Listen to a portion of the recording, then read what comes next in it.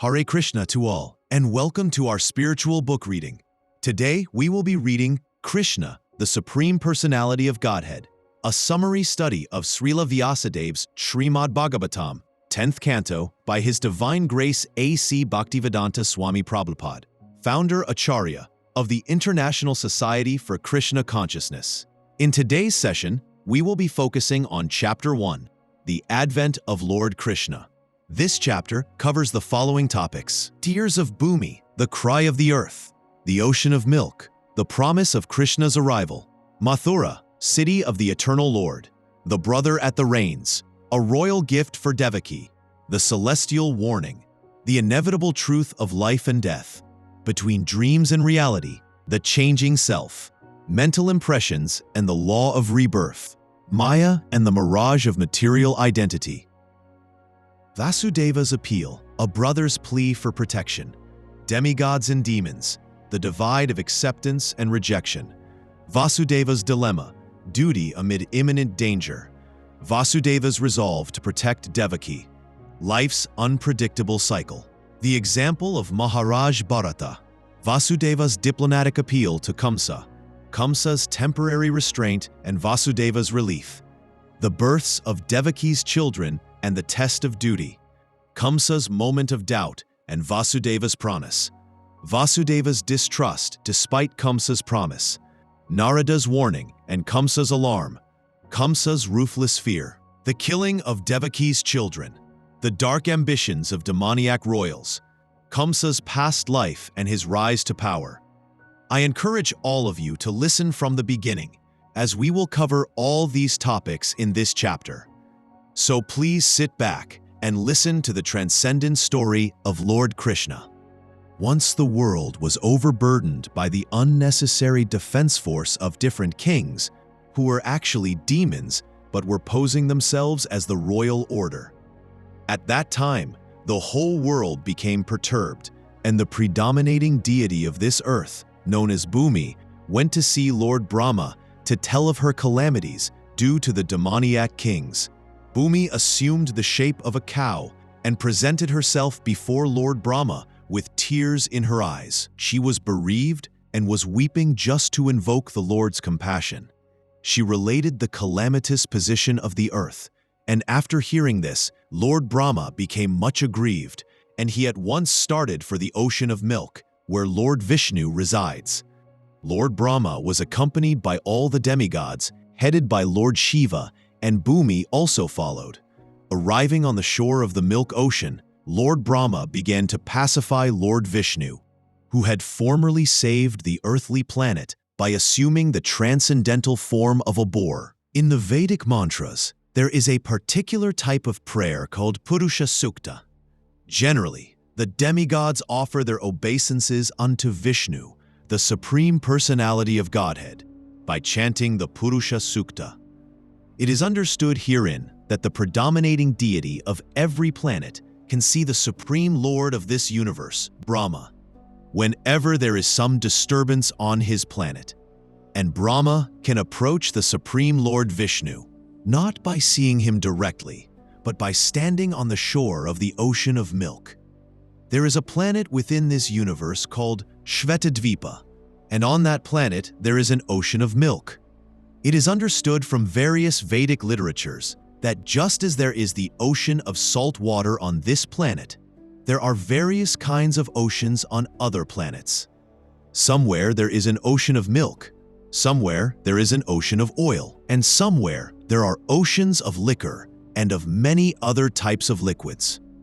The Purusha Sukta is the standard prayer which the demigods recite to appease the Supreme Personality of Godhead, Kshirodakashayi Vishnu. Because he is lying on the ocean of milk, he is called Kshirodakashayi Vishnu.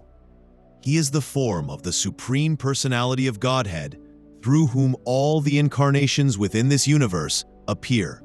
After all the demigods offered the Purusha Sukta prayer to the Supreme Personality of Godhead, they apparently heard no response. Then Lord Brahma personally sat in meditation, and there was a message transmission from Lord Vishnu to Brahma. Brahma then broadcast the message to the demigods. That is the system of receiving Vedic knowledge. The Vedic knowledge is received first by Brahma, from the Supreme Personality of Godhead, through the medium of the heart. As stated in the beginning of Srimad Bhagavatam, Tene Brahma Hridaya Adi Kavaye. The transcendental knowledge of the Vedas was transmitted to Lord Brahma through the heart.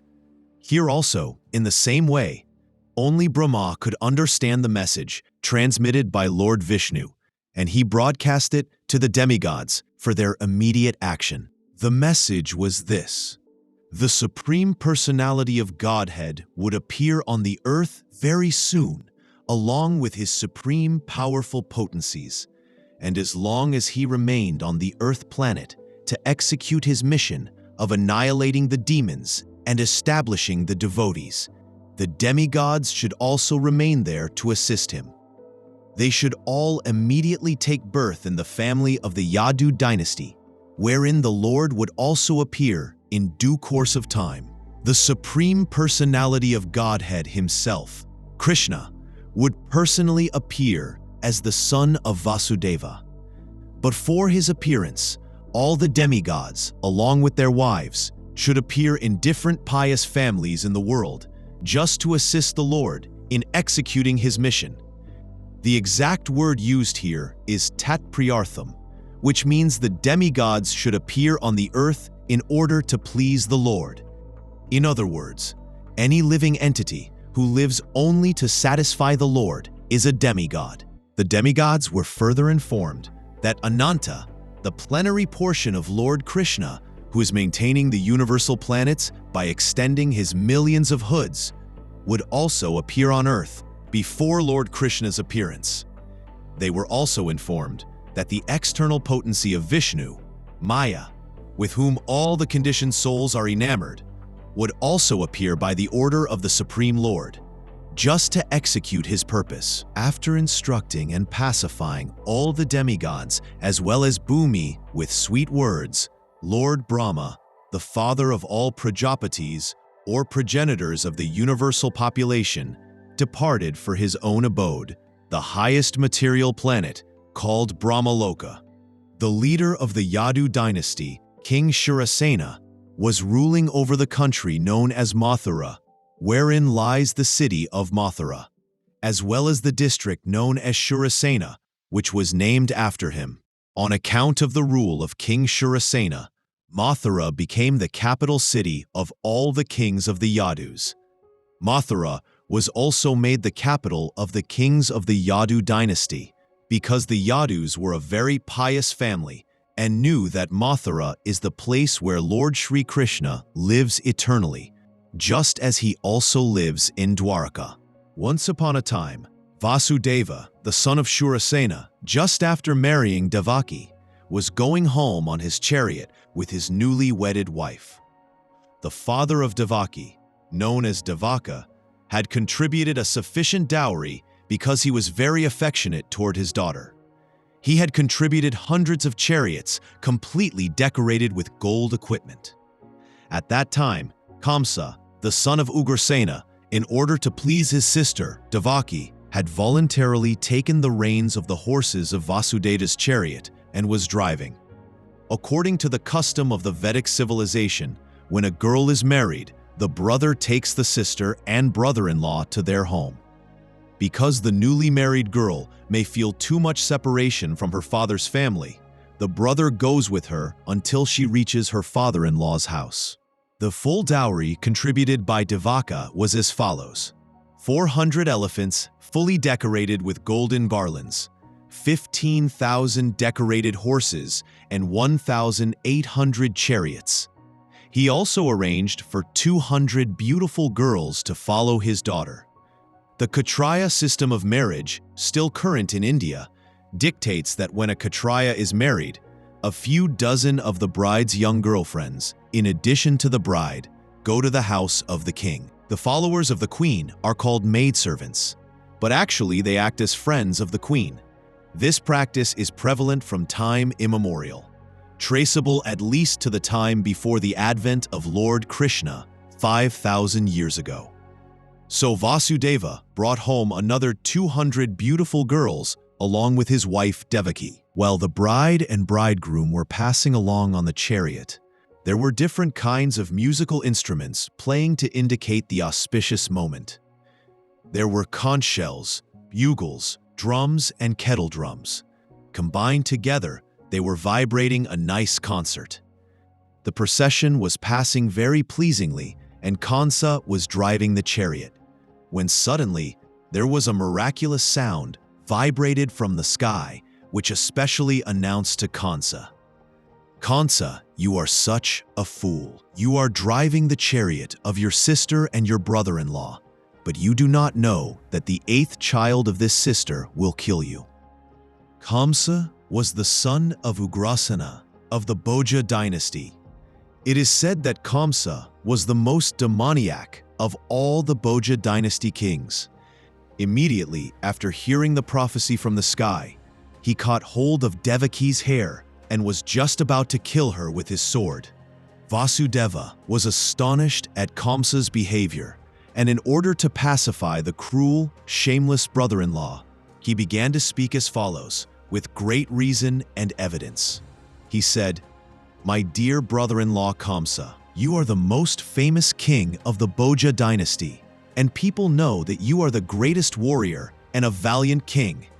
How is it that you are so infuriated that you are prepared to kill a woman who is your own sister at this auspicious time of her marriage? Why should you be so much afraid of death? Death is already born along with your birth. From the very day you took your birth, you began to die. Suppose you are 25 years old. That means you have already died 25 years. Every moment, every second, you are dying. Why then should you be so much afraid of death? Final death is inevitable. You may die either today or in 100 years. You cannot avoid death. Why should you be so much afraid? Actually, death means annihilation of the present body. As soon as the present body stops functioning and mixes with the 5 elements of material nature, the living entity within the body accepts another body, according to his present actions and reactions. It is just like when a man walks on the street. He puts forward his foot, and when he is confident that his foot is situated on sound ground, he lifts the other foot. In this way, one after another, the bodies change and the soul transmigrates. See how the plantworms change from one twig to another so carefully. Similarly, the living entity changes his body as soon as the higher authorities decide on his next body. As long as a living entity is conditioned within this material world, he must take material bodies one after another. His next particular body is offered by the laws of nature, according to the actions and reactions of this life. This body is exactly like one of the bodies which we always see in dreams. During our dream of sleep, we create so many bodies according to mental creation. We have seen gold, and we have also seen a mountain. So in a dream, we can see a golden mountain by combining the two ideas. Sometimes in dreams, we see that we have a body which is flying in the sky, and at that time, we completely forget our present body. Similarly, these bodies are changing. When you have one body, you forget the past body. During a dream, we may make contact with so many new kinds of bodies, but when we are awake, we forget them all. And actually, these material bodies are the creations of our mental activities, but at the present moment, we do not recollect our past bodies. The nature of the mind is flickering. Sometimes it accepts something and immediately it rejects the same thing. Accepting and rejecting is the process of the mind in contact with the 5 objects of sense gratification: form, taste, smell, sound, and touch. In its speculative way, the mind comes in touch with the objects of sense gratification, and when the living entity desires a particular type of body, he gets it. Therefore, the body is an offering by the laws of material nature. The living entity accepts a body and comes out again into the material world to enjoy or suffer according to the construction of the body. Unless we have a particular type of body, we cannot enjoy or suffer according to our mental proclivities inherited from the previous life. The particular type of body is actually offered to us according to our mental condition at the time of death. The luminous planets, like the sun, moon, or stars, reflect themselves in different types of reservoirs, like water, oil, or ghee. The reflection moves according to the movement of the reservoir. The reflection of the moon is on the water, and the moving water makes the moon also appear to be moving, but actually the moon is not moving. Similarly, by mental concoction, the living entity attains different kinds of bodies, although actually he has no connection with such bodies. But on account of illusion, being enchanted by the influence of Maya, the living entity thinks that he belongs to a particular type of body. That is the way of conditioned life. Suppose a living entity is now in a human form of body. He thinks that he belongs to the human community, or a particular country, or particular place. He identifies himself in that way and unnecessarily prepares for another body, which is not required by him. Such desires and mental concoctions are the cause of different types of bodies. The covering influence of material nature is so strong that the living entity is satisfied in whatever body he gets, and he identifies with that body with great pleasure. Therefore, I beg to request you not to be overwhelmed by the dictation of your mind and body. Vasudeva thus requested Kṛṣṇa not to be envious of his newly married sister. One should not be envious of anyone, because envy is the cause of fear, both in this world and in the next, when one is before Yamaraj, the Lord of punishment after death. Vasudeva appealed to Kṛṣṇa on behalf of Devaki, stating that she was his younger sister. He also appealed at an auspicious moment, at the time of marriage. A younger sister or brother is supposed to be protected as one's child. The position is overall so delicate, Vasudeva reasoned, that if you kill her, it will go against your high reputation. In this way, Vasudeva tried to pacify Kṛṣṇa by good instruction as well as by philosophical discrimination. But Kṛṣṇa was not to be pacified because his association was demoniac. Because of his demoniac association, he was a demon, although born in a very high royal family. A demon never cares for any good instruction. He is just like a determined thief. One can give him moral instruction, but it will not be effective. Similarly, those who are demoniac or atheistic by nature can hardly assimilate any good instruction, however authorized it may be. That is the difference between demigods and demons. Those who can accept good instruction and try to live their lives in that way are called demigods, and those who are unable to take such good instruction are called demons. Failing in his attempt to pacify Kṛṣṇa, Vasudeva wondered how he would protect his wife, Devaki. When there is imminent danger, an intelligent person should try to avoid the dangerous position as far as possible. But if, in spite of endeavoring by all intelligence, one fails to avoid the dangerous position, there is no fault on his part. One should try his best to execute his duties, but if the attempt fails, he is not at fault. Vasudeva thought of his wife as follows: "For the present, let me save the life of Devaki.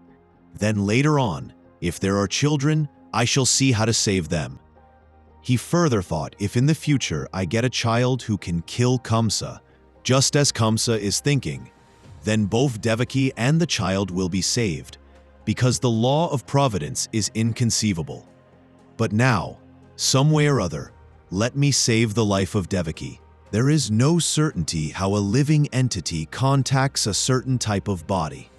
Just as there is no certainty how a blazing fire comes in contact with a certain type of wood in the forest. When there is a forest fire, it is experienced that the blazing fire sometimes leaps over one tree and catches another by the influence of the wind. Similarly, a living entity may be very careful in the matter of executing his duties, but it is still very difficult for him to know what type of body he is going to get in the next life.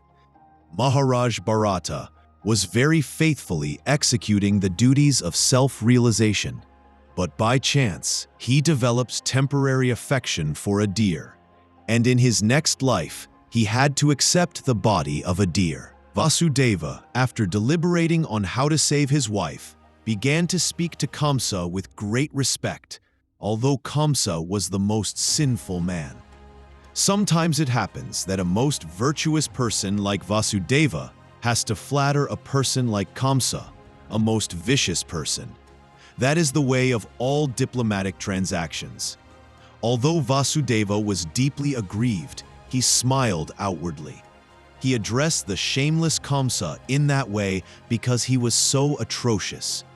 Vasudeva said to Kṛṣṇa, "My dear brother-in-law, please consider that you have no danger from your sister.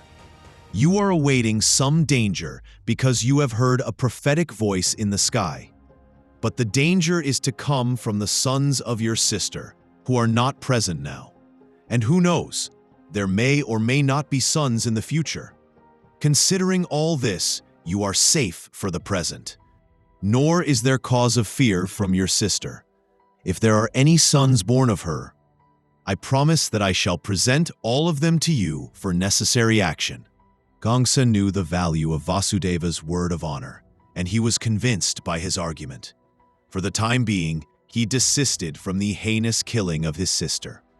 Thus Vasudeva was pleased and praised the decision of Kṛṣṇa. In this way, he returned to his home. Each year thereafter, in due course of time, Devaki gave birth to a child. Thus she gave birth to 8 male children, as well as 1 daughter. When the first son was born, Vasudeva kept his word of honor and immediately brought the child before Kṛṣṇa. It is said that Vasudeva was very much elevated and famous for his word of honor, and he wanted to maintain this fame. Although it was very painful for Vasudeva to hand over the newly born child, Kṛṣṇa was very glad to receive him, but he became a little compassionate with the behavior of Vasudeva. This event is very exemplary. For a great soul like Vasudeva, there is nothing considered to be painful in the course of discharging one's duty. A learned person like Vasudeva carries out his duties without hesitation. On the other hand, a demon like Kṛṣṇa never hesitates in committing any abominable action. It is said, therefore, that a saintly person can tolerate all kinds of miserable conditions of life. A learned man can discharge his duties without awaiting favorable circumstances. A heinous person like Kṛṣṇa can act in any sinful way, and a devotee can sacrifice everything to satisfy the Supreme Personality of Godhead. Kṛṣṇa became satisfied by the action of Vasudeva. He was surprised to see Vasudeva keeping his promise, and, being compassionate upon him and pleased, he began to speak as follows. "My dear Vasudeva, you need not present this child to me. I am not in danger from this child. I have heard that the 8th child, born of you and Devaki, will kill me. Why should I accept this child unnecessarily? You can take him back." When Vasudeva was returning home with his firstborn child, although he was pleased by the behavior of Kṛṣṇa, he could not believe in him because he knew that Kṛṣṇa was uncontrolled. An atheistic person cannot be firm in his word of honor. One who cannot control the senses cannot be steady in his determination. The great politician Chanakya Pandita said, "Never put your trust in a diplomat or a woman. Those who are addicted to unrestricted sense gratification can never be truthful, nor can they be trusted with any faith." At that time, the great sage Narada came to Kṛṣṇa. He was informed of Kṛṣṇa's becoming compassionate to Vasudeva and returning his firstborn child. Narada was very eager to accelerate the descent of Lord Krishna as soon as possible. He therefore informed Kṛṣṇa that in Vrindavan, personalities like Nanda Maharaj and all the other cowherd men and their wives, and on the other side, Vasudeva, his father Shurasena, and all his relatives born in the family of Vrishni of the Yadu dynasty, along with all their friends and well-wishers, were actually demigods. Narada warned Kṛṣṇa to be careful of them, since Kṛṣṇa and his friends and advisors were all demons. Demons are always afraid of demigods. After being thus informed by Narada about the appearance of the demigods in different families, Kṛṣṇa at once became very much alarmed. He understood that since the demigods had already appeared, Lord Vishnu must be coming soon. He at once arrested both his brother-in-law Vasudeva and Devaki and put them behind prison bars. Within the prison, shackled in iron chains, Vasudeva and Devaki gave birth to a male child year after year, and Kṛṣṇa, thinking each of the babies to be the incarnation of Vishnu, killed them one after another. He was particularly afraid of the eighth child, but after the visit of Narada, he came to the conclusion that any child might be Kṛṣṇa. Therefore, it was better to kill all the babies who took birth from Devaki and Vasudeva. This action of Kṛṣṇa is not very difficult to understand. In the history of the world, there are many instances in the history of the world of persons in the royal order who have killed their father, brother, or whole family and friends for the satisfaction of their ambitions. There is nothing astonishing about this, for members of the demoniac, greedy royal order can kill anyone for their nefarious ambitions. Kṛṣṇa was made aware of his previous birth by the grace of Narada.